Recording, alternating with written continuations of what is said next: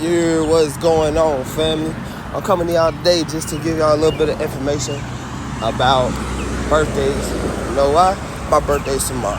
Now, I don't care about my birthday. I'm not gonna lie, I haven't cared about my birthday since I was a child. You know why? Didn't really have a birthday. Held no significant weight to me.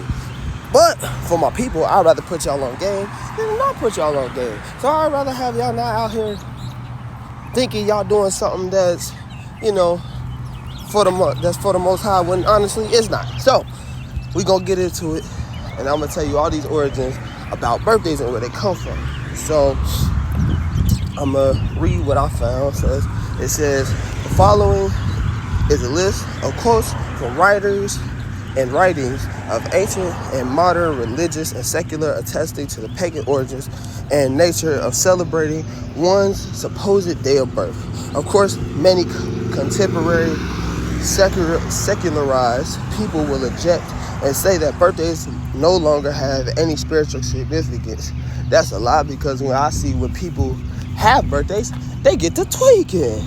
They be tweaking. Boy, they be having birthday weeks, birthday months. They don't care about nobody. And I've seen people get so mad about somebody not telling them happy birthday. That's a demon, shawty. That's a demon, man. I'm not gonna lie to y'all. Be like, oh yeah, that's totally normal. It ain't. So it says, despite the fact that all the ancient pagan rituals are maintained and preserved in modern celebrations, however, if you profess to be Muslim, Hebrew, or a Christian, you should not be doing this, especially after you become aware that the word secular means separating beliefs from actions, i.e. separating public actions from privately held beliefs, which is religion. Yet religion, which means to bond, thus making secular humanism a religion in its own right. Bow! There you go. Now, you're already making this in your own right. You're already making this your own deity. You already gave it its power just by even wishing yourself a happy birthday. So, alright, boom. So the word happy comes from the Greek fertility god. His name is Habai. He was the Nile fertility god that they used to worship.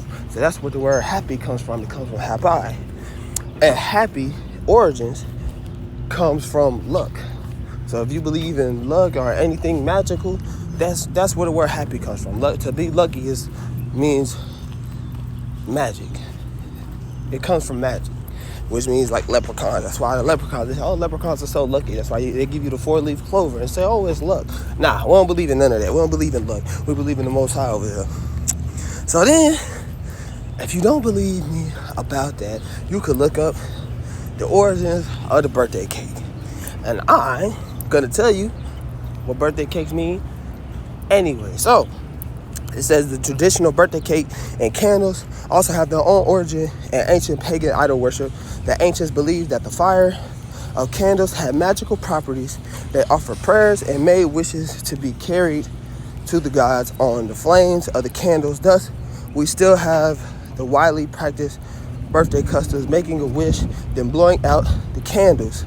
The Greeks celebrated the birthdays of their moon goddess Artemis with cakes adorned with lighting candles. It says the Egyptians discovered to which of the gods each month and day is sacred, and found out from the day of a man's birth. That don't make no sense. What? So they figured out on the day of a man's birth what he would meet with in the course of his life, and how he will end his days, and what sort of man he will be. And it goes on to say, since it was believed that the position of the stars at the time of birth influenced a child's future, which is what we like to have as zodiac signs now. That's what they look at. Astrological horoscopes came into being, purporting to foretell the future based on the time of birth. Birthdays are immediately linked with the stars, since without the calendar, no one could tell when to celebrate his birthday. They are also in debt to the stars, In another way, for in early days, the chief importance of birthday records was to enable the astrologers to chart horoscopes. That's the lure of birthdays.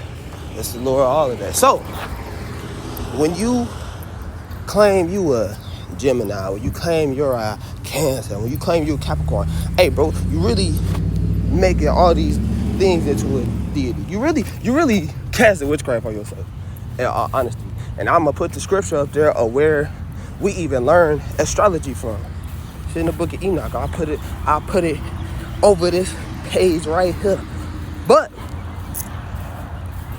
I just come on here to give y'all some information, so my people not out here walking blind. I'd rather y'all have the information than to not have the information. Because if y'all don't have the information, then I would rather, if y'all don't have the information, then y'all can't walk right.